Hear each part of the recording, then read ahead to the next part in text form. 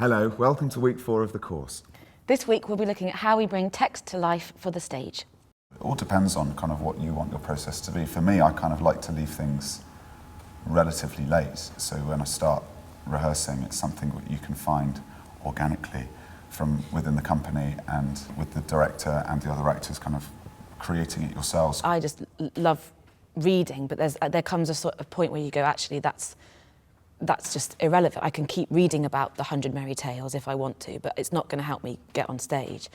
So it's more about, the research is more about contextually, where do these people exist?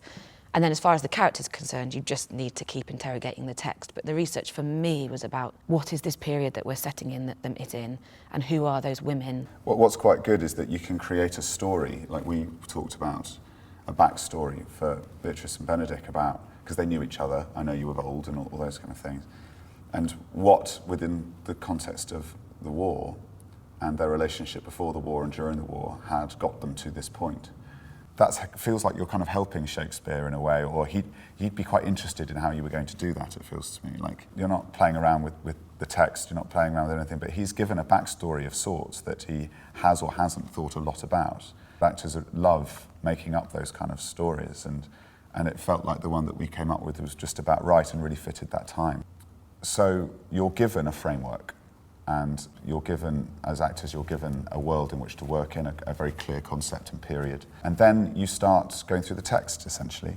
So you'd just read through the scene, around a table, and then you would paraphrase it, so you put it into your own words, which is a great way of helping you understand the text, helping everybody understand what's going on, and just putting it into kind of colloquial speech, normal speech. That's when you really figure out what you do and don't understand. And the director and the assistant director are there to help guide you in the direction to kind of mind the text as best you can. Working out the most important word in a line, that's quite a good thing to do, because sometimes I had terrible trouble with a couple of lines about what word to stress. I thought it was one thing, the director thought it was something else. I couldn't get my head around it. So really trying to figure out what those things are, what for you, what the most important word in that line is. Getting rid of the punctuation in lines is quite a good idea, because I don't think there was any originally.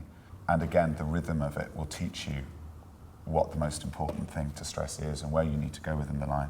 Beatrice has these really clear thought lines, and then suddenly the lines spill over. So normally the lines are in 10 syllables, and then suddenly they're 11, then suddenly they're 12.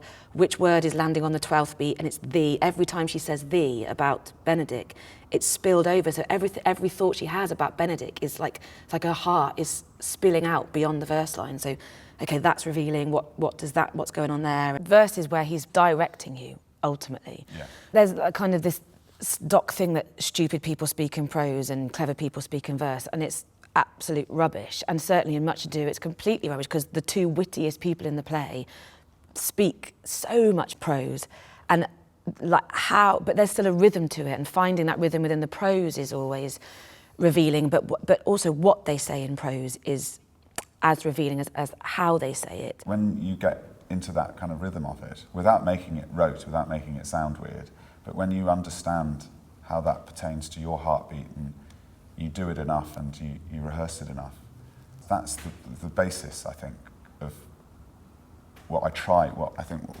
everyone tries to do is to try and create a group rhythm through that. And if you do work on that quite hard, Shakespeare comes alive to you and to an audience. It's that wonderful thing where you're both experiencing it and sharing it at the same time. You're not free to have those dialogue and that conversation with all the other elements of the production. So it is sort of where it has to start, isn't it?